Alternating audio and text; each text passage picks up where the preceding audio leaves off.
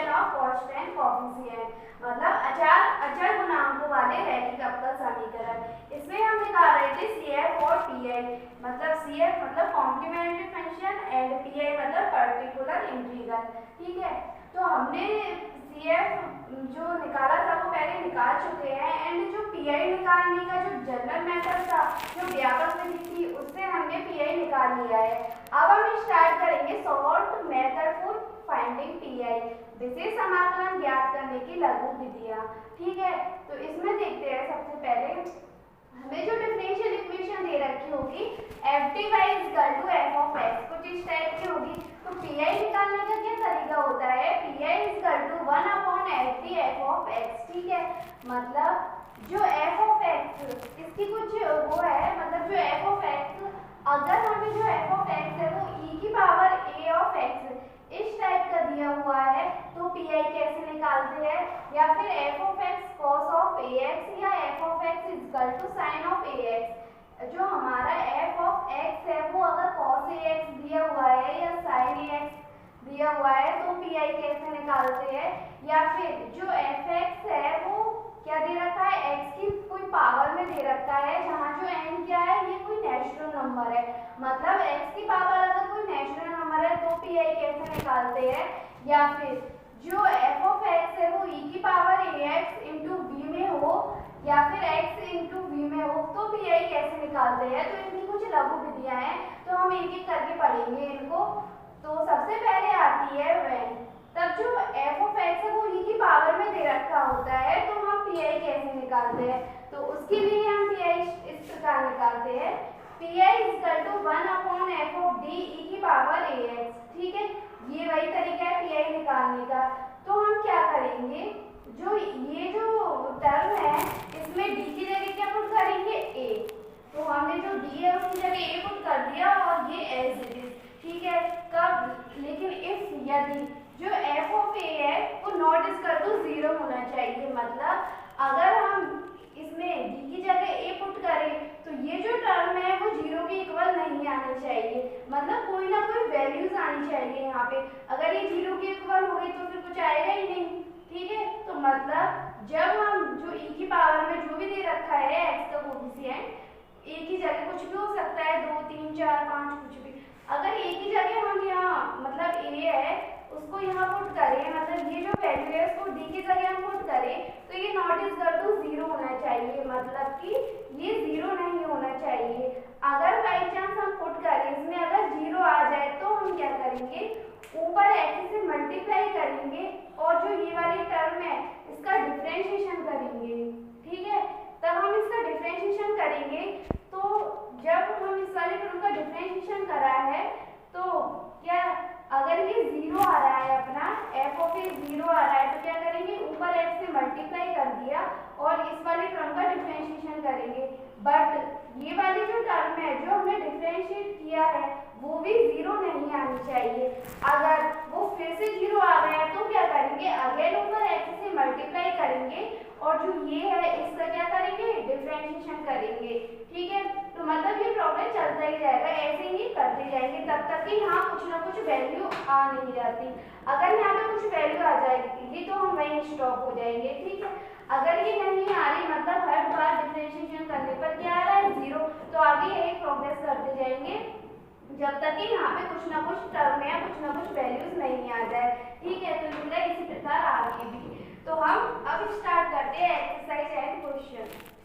अब स्टार्ट करते हैं when f of x = e की पावर ax हो, मतलब f of x = this हो, तो PI कैसे निकालते हैं। ठीक है, फिर हम आगे ये करेंगे कि f of x = cos of ax या फिर सॉरी यहाँ पे है cos हाइपरबोलिक ax एंड यहाँ पे है cos hyperbolic ax into sin hyperbolic ax। ठीक है, अगर ये दे रखा हो f of x = तो हम PI कैसे निकालते हैं। ठीक है, नाउ स्टार्ट एक्सरसाइज 3। ठीक है, जो हमारा 6th चैप्टर है उसकी एक्सरसाइज 3 स्टार्ट करते हैं। तो question number first is given dq + 3d² + 3d + 1 * y = 0। ठीक है, क्वेश्चन नंबर फर्स्ट हमें दिया हुआ है। नाउ स्टार्ट इसका सॉल्यूशन स्टार्ट करते हैं। तो सबसे पहले क्या फंक्शन दैट। इसके बाद हम पीआई निकालेंगे। तो सीएफ निकालने के लिए क्या करेंगे, जो इक्वेशन दी हुई है उसकी क्या करेंगे, सबसे पहले हम एक एक्सिलरी इक्वेशन बनाएंगे। तो डी की जगह क्या पुट करते हैं, एम। तो यहाँ से M Q plus 3m square plus 3m plus 1 n is equal to 0। ठीक है, तो ये वाली जो इक्वेशन है वो क्या आ गई, एक एक्सिलरी इक्वेशन आ गई, मतलब कि एक सहायक समीकरण। ठीक है, अब इससे हम m की वैल्यू निकालेंगे। तो m की वैल्यू कैसे निकालेंगे, इस वाली इक्वेशन को मैं लिख सकती हूँ m plus 1 m square plus 2m plus 1 is equal to 0, क्योंकि इसको मैं सॉल्व करूँ तो यही इक्वेशन आ रही है। या फिर अगर m की जगह में -1 पुट करूँ इस वाली इक्वेशन में, तो ये जो इक्वेशन है ये सेटिस्फाई करेगी। मतलब कि अगर मैं m प्लस 1 का भाग दूँ इसमें m Q plus 3m square plus 3m plus 1, ठीक है, तो इसका मैं भाग दूंगी तो कितनी बार जाएगा, m स्क्वायर बार। तो m Q plus m square हो गया, ये माइनस, तो ये तो प्लस माइनस के कैंसिल आउट हो गए, एंड यहाँ क्या बचा 2m स्क्वायर प्लस के 3m। ठीक है, अब इसका भाग जाएगा 2m बार, तो प्लस के 2m, तो क्या आ जाएगा 2m स्क्वायर प्लस के 2m। तो ये माइनस ये कैंसिल आउट हो गए, तो क्या बचा m एंड प्लस 1 यहाँ पे उतार लेंगे। तो कितनी बार जाएगा, प्लस 1 बार, तो क्या आ गया m प्लस 1। तो ये माइनस ये दोनों कैंसिल आउट हो गए, मतलब अगर m प्लस 1 का मैं इस वाली इक्वेशन में भाग दूंगी तो ये वाली आएगी, तो इसको इससे मल्टीप्लाई करके इक्वल टू 0। ठीक है, ये हो गया। अब इससे हम निकालेंगे m की वैल्यूज। तो m की वैल्यूज कैसे निकालते हैं, m plus 1 as it is, and ये होता है m प्लस 2 का होल स्क्वायर इक्वल टू 0। ठीक है, तो इससे m की वैल्यू क्या आ जाएगी, m plus 1 equal to 0 and m plus 2 equal to 0 एक बार, और m प्लस 2 इक्वल टू 0। तो हमारे पास जो m की वैल्यू आई वो क्या है, -1 -2 -2। ठीक है, ये आ गई है m की वैल्यू। सॉरी, m प्लस 1 का होल स्क्वायर बनेगा, तो हमारे पास जो m की वैल्यू आएगी वो क्या आएगी, -1 -1 -1। अब तीनों जो वैल्यू है ये कैसी है, तीनों रियल नंबर है। ठीक है, तो इसके लिए जो CF निकलेगा वो CF क्या निकलेगा, CF equal to C1 plus C2x plus C3x square into e की पावर -kx। तो ये हो गया हमारा CF। अब निकालेंगे हम PI। यहाँ पे जो दे रखा है f ऑफ x जो e की पावर -x है। ठीक है,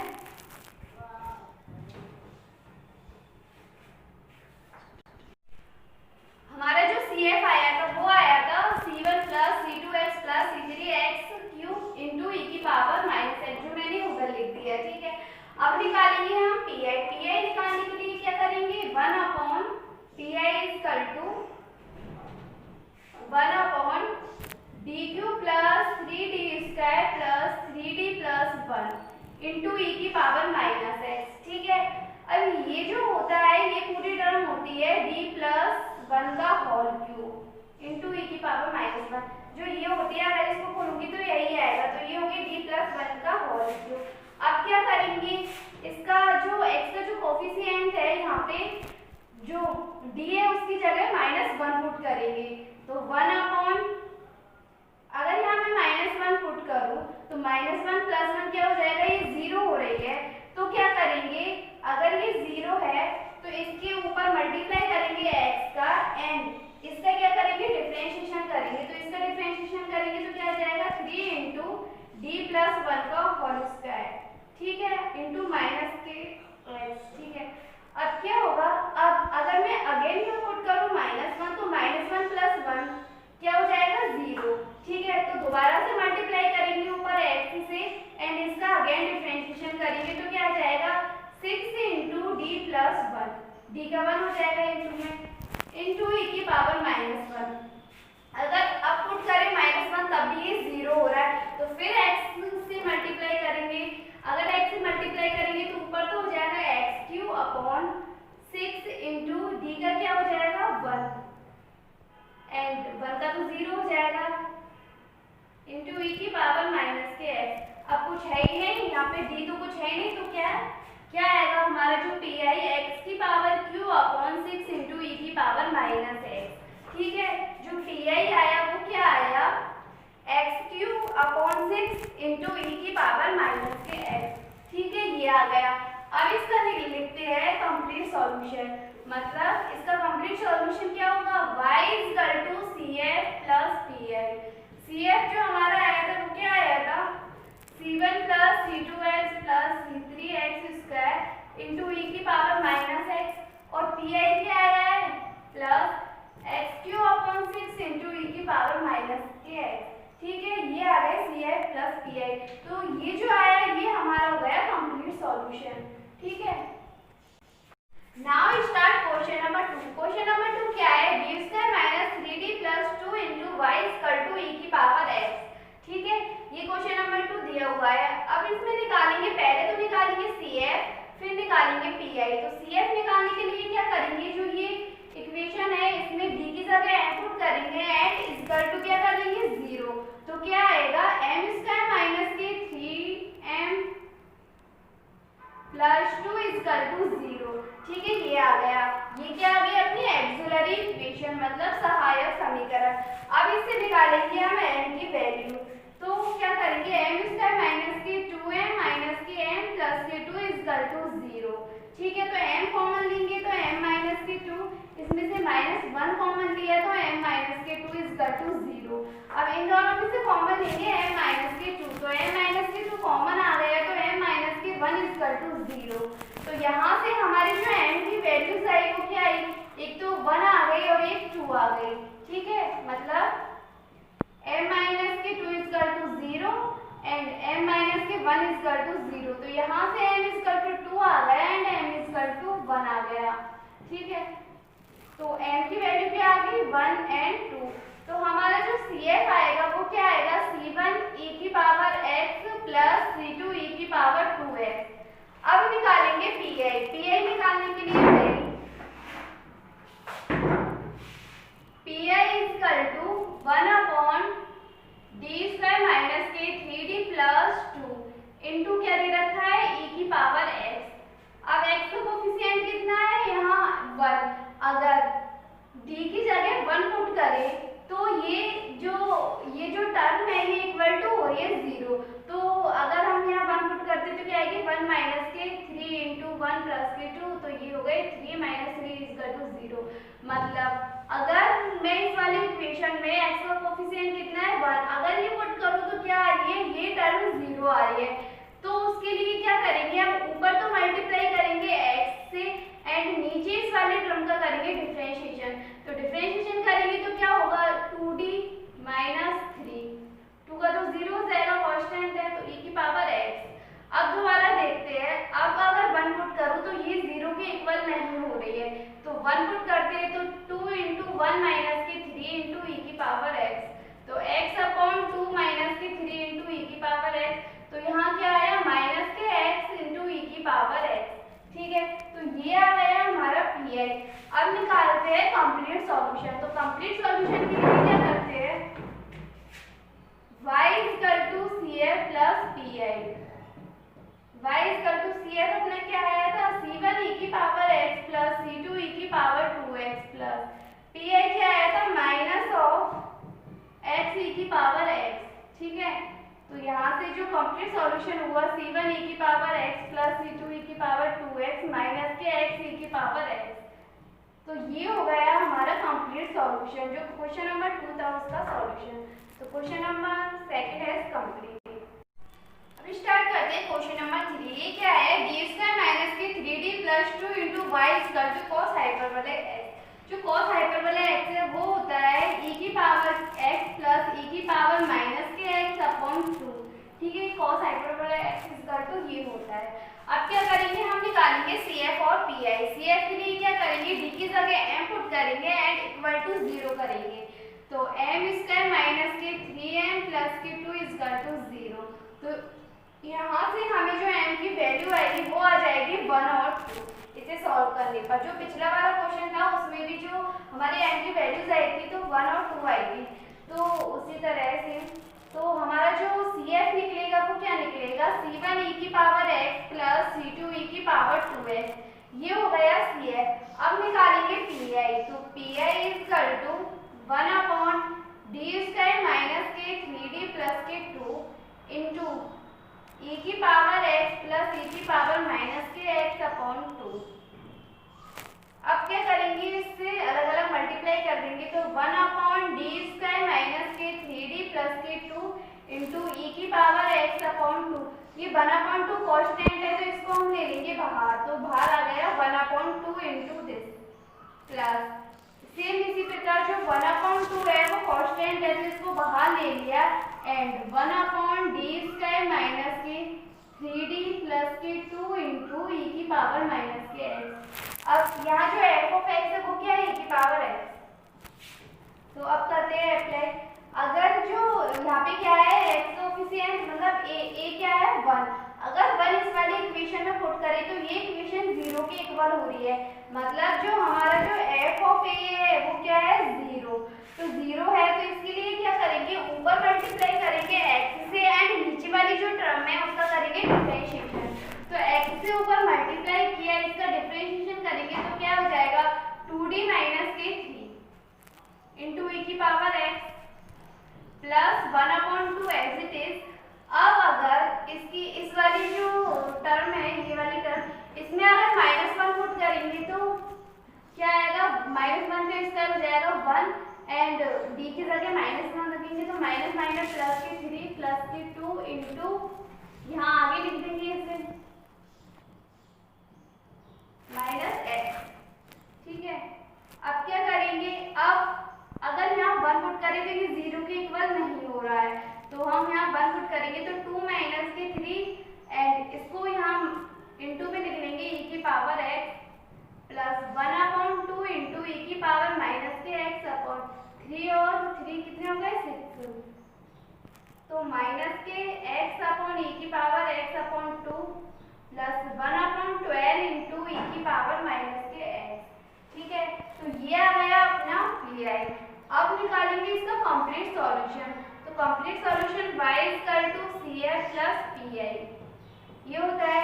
तो y इक्वल टू जो अपना CF आया था वो क्या आया था C1 e की power x plus C2 e की पावर 2x एंड जो PI आया था वो क्या है माइनस के x e की power x upon 2 plus 1 upon 12 e की पावर माइनस के x। तो ये हो गया क्वेश्चन नंबर 3 का complete solution. Now start question number 4। Question number 4 क्या है, d square plus 4d plus 4 into y equal to 2 sine 2x, ये दिया हुआ है, सॉरी साइन हाइपरबोला 2x, ठीक है, ये दिया हुआ है। अब क्या करेंगे, चूंकि जो sine hyperbola x equal to होता है e की पावर 2x माइनस e की पावर माइनस 2x अपॉन 2, ठीक है, ये हो गया। अब क्या करेंगे, हम निकालेंगे CF और PI। तो CF के लिए भाई m स्क्वायर प्लस के 4m प्लस के 4 इक्वल टू 0, तो ये बन गया m प्लस 2 का होल स्क्वायर इक्वल टू 0, मतलब m प्लस 2 इक्वल टू 0 और m प्लस 2 इक्वल टू 0। तो हमारी जो m की वैल्यूज आई वो क्या आई, दोनों सेम, मतलब m इक्वल टू -2 और -2 दोनों सेम है, तो सेम और रियल नंबर है, तो इसके लिए CF निकलेगा वो क्या निकलेगा C1 plus C2x into e की पावर माइनस के 2x, ये आ गया अपना CF।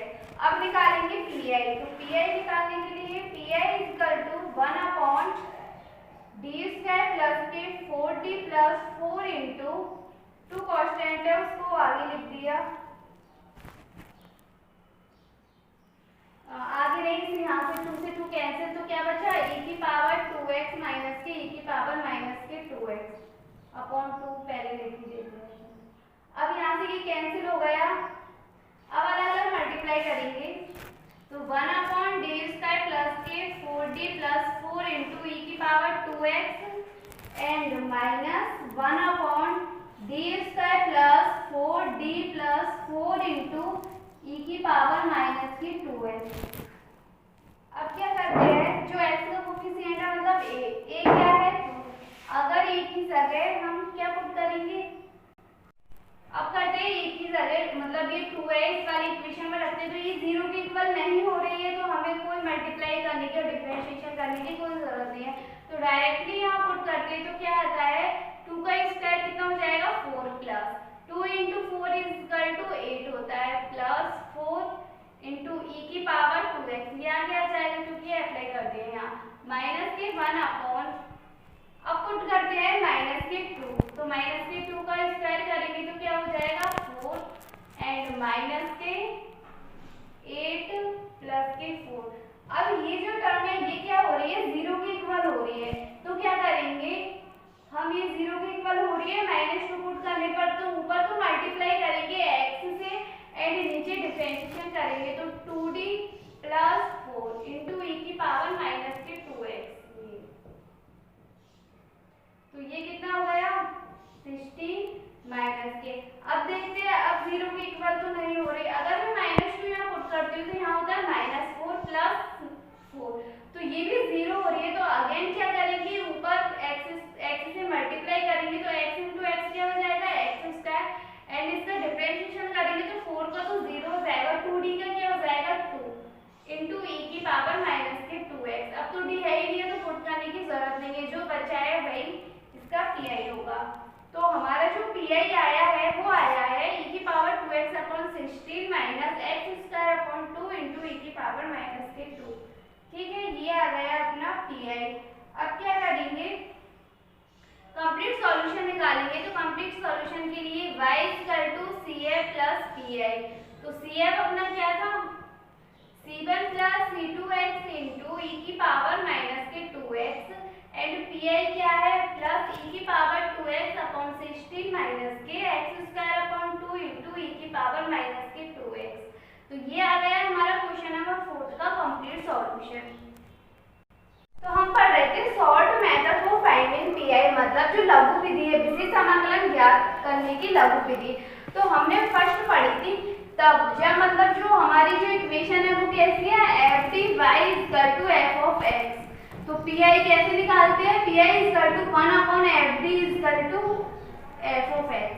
ठीक है अगर जो f ऑफ x है वो e की पावर ax में दिया हुआ हो तो उसका क्वेश्चनों का सॉल्व करने का तरीका ये होता है। और भी है जैसे कि f of x equal to cos hyperbola ax दे रखा हो या कुछ भी और दे रखा हो तो उनकी जो मतलब उनकी सॉल्यूशन करने की जो विधियां हैं सब अलग अलग है। तो आज हमने सिर्फ यही पढ़ा था अगर f of x equal to e की पावर में कुछ दे रखा हो तो हम कैसे सॉल्व करते हैं। अब आगे के जो मेथड है उनको पढ़ेंगे। तो आज के लिए बस इतना ही। इसके कुछ एग्जाम्पल एंड क्वेश्चन और है वो खुद से ट्राई करें। ठीक है।